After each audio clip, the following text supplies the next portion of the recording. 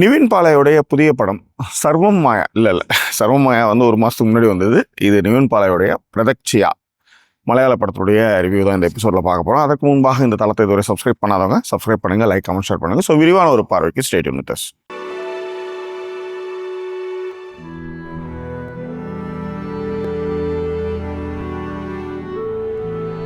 பிரதக்ஷியா நிவின் பாலையுடைய புதிய படம். இது இங்கிலாந்தில் இருக்கக்கூடிய கேட்ஷெட் மெட்ரோ சென்டர். இதில் வந்து பிரதக்ஷியா மலையாள படம், நிவின் பாலையுடைய புதிய திரைப்படம். ஆக்சுவலாக இந்த படம் பார்த்துக்கிட்டு இருக்கும்பொழுதே எனக்கு என்னென்னா, இது தேவர் மகன் மாதிரியே இருக்குது அப்படின்றது தான் எனக்கு ஃபீலிங். இது சரி, வேலைக்காகாது போல இருக்குது. இவ்வளோ தூரம் ஒரு 40 மைல் நான் டார்லிங்டன்லேருந்து இங்கே வந்திருக்கோம். இது சத்தியமாக வச்சு செய்ய போகுதுன்னு நினச்சிட்டு இருந்தேன். ஆனால் அப்படி இல்லை. அப்போ நம்ம கொஞ்சம் விரிவாக பேசணும் இல்லையா? அப்போ கண்டிப்பாக விரிவாக பேசணும். பிரதக்ஷியா அப்படின்றது வந்து என்ன கதை அப்படின்னு பார்த்தீங்கன்னா, நிவின் பாலையுடைய அவங்க அப்பா வந்து சிஎம், அவருக்கு அண்ணன். இப்போ நான் தேவர் மகன் மாதிரி தான். சிவாஜி, நான் சிவாஜி, அதுக்கப்புறம் வந்து தலைவாசல் விஜய் வந்து கமலுக்கு அண்ணன், கமல் தான் வந்து நிவின் பாலைன்னு வச்சுக்காங்களேன். ஸோ இந்த மாதிரி ஒரு கதை என்னதுமே நான் வந்து என்னடா இது மாதிரியே ஒரு கதையாக இருக்குது, அதே மாதிரி அப்பா அப்படிலாம் போதா எனக்கு டக்குன்னு ஒரு டைம். இது ஸ்பாய்லர்ஸ்னு சொல்ல முடியாது, ஆனால் இப்படி தான் ஒரு கதைன்னு சொல்லும்போது வேறு வழி இல்லை. ஆனால் இதில் என்னென்னா, இன்டர்வலுக்கு பிறகு இந்த படம் வேறு மாதிரி போகுதுன்றதுக்கு தான் இங்கே சொல்ல வரேன். ஏன்னா இந்த கதை வந்து நீங்கள் ஆரம்பித்த 10 நிமிஷத்துலேயே உங்களுக்கு தெரிஞ்சிடும். இது வந்து செக்கச்ச வந்தோன்னா ஏகப்பட்ட விஷயங்கள் நம்ம பேசிட்டு போகலாம். இந்த மாதிரி அரசியல் சார்ந்த கதைகள் அப்படி இப்படின்னு போகும்போது, ஏன் லீடர் படமே எனக்கு ஞாபகம் வந்தது டக்குன்னு பார்க்கும்போது. அதுவும் இல்லாத தமிழ்நாட்டில் வந்து ஜனநாயகன் அப்படின்னும் போது இதில் வந்து வர்ற சைடில் தலைவாலாம் வந்துட்டு வருதா, அதனால் கொஞ்சம் சின்ன கன்ஃபியூஷன்ஸ். பட் எனிவே, இந்த படம் வந்து கதை என்னென்னா, ஒரு முதலமைச்சர், அவருக்கு 2 ஆம்பளை பசங்க, 2 பேருமே கல்யாணம் ஆயிடுச்சு. அரசியலில் இருக்கிற அந்த சித்து விளையாட்டுகள் தான் அவர் விளையாடிட்டு இருக்காரு. அவருக்கு வந்து கெட்ட விஷயங்களும் இருக்குது, நல்ல விஷயங்களும் இருக்குது, அவர் சார்ந்த விஷயங்களும் இருக்குது. அவர் வந்து பண்ணிகிட்டு இருக்கும்பொழுது அவர் மேலே வந்து ஒரு பாலியல் குற்றச்சாட்டு விழுது. அதில் வந்து அவர் சிக்கிறாரு. அவருக்கு ஏற்பட்ட அவப்பெயரை அவங்களுடைய பையன் நிவின் பாலை, 2வது பையன் இருக்கார் இல்லையா, அவர் வந்து அதை தொடச்சாரா இல்லையா அப்படின்னு தான் இந்த படத்தினுடைய கதை. நான் தான் சொன்னேன்ல, ஃபர்ஸ்ட் ஹாஃப் வந்து பார்க்கும்போதே எனக்கு வந்து தேவர் மகன் தான், என்னடா இது அப்படியே அதே கல்லே எட்டுன்னு வந்து வச்சுருக்கீங்களே, புதிய முந்தையில் கூட கொடுக்கலையே அப்படின்னு நினைக்கும்போது, செகண்ட் ஹாஃபில் உண்மையிலே திரைக்கதையில் நிறைய ட்விஸ்ட் அண்ட் டர்ன்ஸ் வச்சு நம்மளை ரசிக்க வச்சுருந்தாங்க. முக்கியமாக இந்த மாதிரியான படங்கள் எடுக்கும்போது என்ன பண்ணுவாங்கன்னா, இது இவ்வளோ போதும் அப்படின்ற மாதிரி நிறுத்திடுவாங்க. அப்படிலாம் இல்லாமல் குறைந்தபட்சம் இந்த படத்திற்கான திரைக்கதையை மிக அழகாக எழுதியிருந்தாங்க. அதுதான் இந்த படத்தை வந்து நம்ம வந்து ரசிக்கிறதுக்கான மிக முக்கிய காரணம். படத்தினுடைய இயக்குனர் பி உன்னிகிருஷ்ணன் தான் படத்திற்கான திரைக்கதையை வந்து எழுதியிருக்கிறாரு. உண்மையிலே ரொம்ப நல்லா இருந்தது. எல்லாத்த விட இந்த உலகத்தில் நீங்கள் எந்த குற்றச்சாட்டு வேணாலும் ஏற்றுக்குவாங்க மக்கள். இந்த பொம்பளை கேஸ் மட்டும் மாட்டிச்சுன்னா அவ்வளோதான். அது அவங்க அப்பா சொல்லுவார்.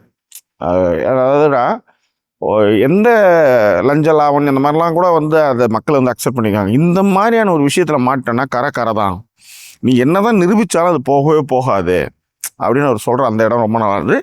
நிவின் பாலையா கூட வந்து ஃபஸ்ட்டு வந்து அப்பா நம்ம சண்டை செய்யணும் அப்படின்றதுலாம் கொஞ்சம் நடிப்பு, அது அந்த ஒரு மாதிரி அது வந்து ஒரு ஃபீலிங்காகவே இல்லை. அது அந்த பேசுகிறப்பெல்லாம் வந்து பார்த்திங்கன்னா அதில் வந்து ஒரு அப்பா மகனுக்கான அந்த அந்யோன்யமே இல்லாத மாதிரி ஒரு ஃபீல் இருந்தது. ஆனால் அதன் பிறகு அவர் என்ன நினச்சாருன்னு தெரியல. செகண்ட் ஹாஃபில் இருக்கிற திரைக்கதையெல்லாம் படித்ததுக்கப்புறம் இல்லை நம்ம கரெக்டாக பண்ணிடணும் அப்படின்னு எக்ஸ்ட்ரா எஃபர்ட் போட்ட மாதிரி தான் எனக்கு தோணுச்சு ஆக்சுவலாக. ஏன்னா செகண்ட் ஹாஃபில் வந்து அவருடைய பாடி லாங்குவேஜாக இருக்கட்டும், அவர் வந்து பேசுகிற விஷயங்களாக இருக்கட்டும், எல்லாமே ரொம்ப நல்லா இருந்தது. டெக்னிக்கல் ஆஸ்பெக்டில் வந்து படம் ரொம்ப சூப்பராகவே இருந்துச்சு. முக்கியமாக வந்து சந்துரு செல்வராஜுடைய சினிமோகிராஃபி ரொம்ப நல்லா இருந்தது. இந்த படத்தில் வந்து ஹைப் ஏத்துறேன்னு சொல்லிட்டு வில்லன்களுக்கான வந்து அந்த ஸ்லோ மோஷன் ஷாட்ஸு, அதுக்கான லைட்டிங்கு அதெல்லாமே ரொம்ப நல்லா இருந்தது. இப்போ உதாரணத்துக்கு ஒரு கதவை திறந்து பின்னாடி லைட் அடித்து ஃப்ரண்ட்டு அந்த ஷாட்லாம் கொஞ்சம் நல்லா தான் பண்ணியிருந்தாங்க. ஜஸ்டின் வர்கீஸோடைய பேக்ரவுண்ட் ஸ்கோரும் சரி, சாங்ஸும் சரி நல்லா இருந்தது. முக்கியமாக அந்த ஆங்கில பாடல்கள், அந்த ஹைப் ஏற்றுற விஷயம்னு ஒன்று இருக்குல்ல, அது ரொம்ப நல்லா பண்ணியிருந்தாங்க. எடிட்டர் வந்து மனோஜ். எனக்கு வந்து அவங்க அப்பா படிக்கட்டில் ஏறுற மாதிரி ஒரு ஷாட் ஒன்று இருக்கும். அதே மாதிரி நிவின் வந்து அந்த வேட்டி கட்டிட்டு ஏறுறப்ப, அதே நேரத்தில் வந்து நிவின் வந்து சில முடிவுகள்லாம் எடுக்கும் பொழுது வரக்கூடிய அந்த ஆங்கில பாடல்கள்லாம் வந்து படத்துக்கு வந்து ஹைப் ஏற்றுது.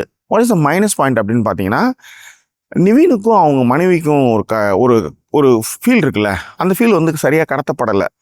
ஏன்னா இந்த இடத்துல வந்து அது சரியாக கடத்தப்பட்டிருந்தா, அவங்களுக்குள்ளே இருக்கிற அந்யோன்யங்களை ஒழுங்காக சொல்லியிருந்தா இன்னும் கொஞ்சம் நல்லா ஒரு ஃபேமிலி கனெக்டாக இருக்கிற மாதிரி ஒரு ஃபீல் இருந்திருக்கும். ஆக்சுவலி அது வந்து தடப்பட்டிருக்கு. ஃபர்ஸ்ட் ஆஃப் வந்து ஒரு யூகிக்கக்கூடிய ஒரு திரைக்கதை அப்படின்ற போது ஒரு சலிப்பு இருந்தாலும் கூட இன்டர்வல் பிளாக்குக்கு அப்புறம் வந்து நிறைய ட்விஸ்ட் அண்ட் டர்ன்ஸ் மூலமாக அதை மாற்றினது வந்து நல்லா இருந்துச்சு. ஆனால் இந்த மாதிரி நம்ம நிறைய கதை பார்த்துருந்தாலும் கூட சொதப்பாமல் தெரிஞ்ச கதையாகவே எடுத்தாலும் கூட கொஞ்சம் நல்லாவே எடுத்திருந்தாங்க அப்படின்னு தான் நான் சொல்ல முடியும். வில்லனை நடித்த ஷராஃபுதீன், அவர் பேர் ஷராஃபுதீன். ஆமாம், ஷராஃபுதீன் வந்து ரொம்ப நல்லாவே பண்ணியிருந்தாரு. ஃபஸ்ட்டு வந்து நிவின் பாலை வந்து காமிக்கும் போதே வந்து இந்த விர்ச்சுவல் வாரியர்ஸ் மாதிரியே இருக்கே, அந்த மாதிரியே பண்ணுறாங்களே, ஜனநாயகங்களாம் ஞாபகப்படுத்துதாடா அப்படின்ற மாதிரி நினைவுக்கு வந்தாலும் கூட இல்லை எதிராளி வந்து என்ன மாதிரியான ஒரு நிலைப்பாட்டையும் அவன் என்ன மாதிரி ஆயுதத்தை எடுக்கிறானோ அது மாதிரி தான் நம்மளும் ஆயுதத்தை எடுக்கணும் அப்படின்ற மாதிரி அதை வந்து பொலிட்டிக்கலாக அதை யூஸ் பண்ணிக்கிறதும் வந்து நல்லாவே இருந்தது. இப்போ நம்மளுடைய மனநிலை எப்படின்னா, கெட்டவன் 1000 தப்பு பண்ணுறான், நம்ம அதை வந்து கடந்து போயிடுறோம். ஆனால் நிவின் பால் இந்த மாதிரி ஒரு விஷயத்தை செய்யும்போது நம்ம வந்து டக்கு ஒரு சுருக்கணும். நீ எப்படி இந்த விஷயத்தை நீங்கள் பண்ணுறா, எப்படி வந்து நீ வந்து மானிப்புலேட் பண்ணி தானே நீ இந்த ஆட்சிக்கு வர அப்படின்ற மாதிரி நீங்கள் நினைக்கலாம். இங்கே தான் நீங்கள் யோசிக்கணும். அதாவது எதிராளி இதே மாதிரியா ஏகப்பட்ட தப்பு பண்ணிகிட்டே இருக்கிறான். ஆனால் நம்ம வந்து இந்த ப்ரோட்டோகனிஸ்ட் வந்து ஏதாவது ஒரு சின்ன தப்பு வந்து செய்கிறப்போ வந்து நம்ம வந்து விளக்கணை ஊற்றிட்டு பார்க்குறோம். அது என்ன வந்து கெட்டவன் என்ன வேணாலும் செஞ்சாலும் அக்செப்ட் பண்ணிட்டு போயிடுறீங்க.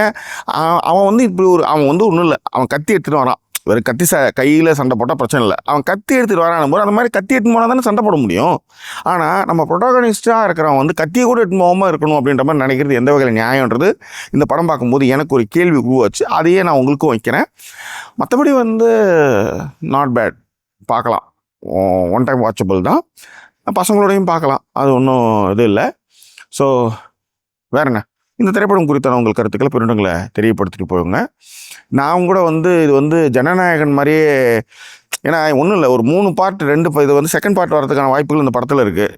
தேர்ட் பார்ட்டு வந்தாலும் கூட வந்து அடுத்து வந்து எனக்கு தெரிஞ்சு சிஎம் கேண்டிடேட்டாக நிவின் பாலைவன் கேரளா வந்தாலும் ஆச்சரியப்படுறதுக்கு, ஏன்னா தலைவன் எல்லாம் இது மாதிரி தான்.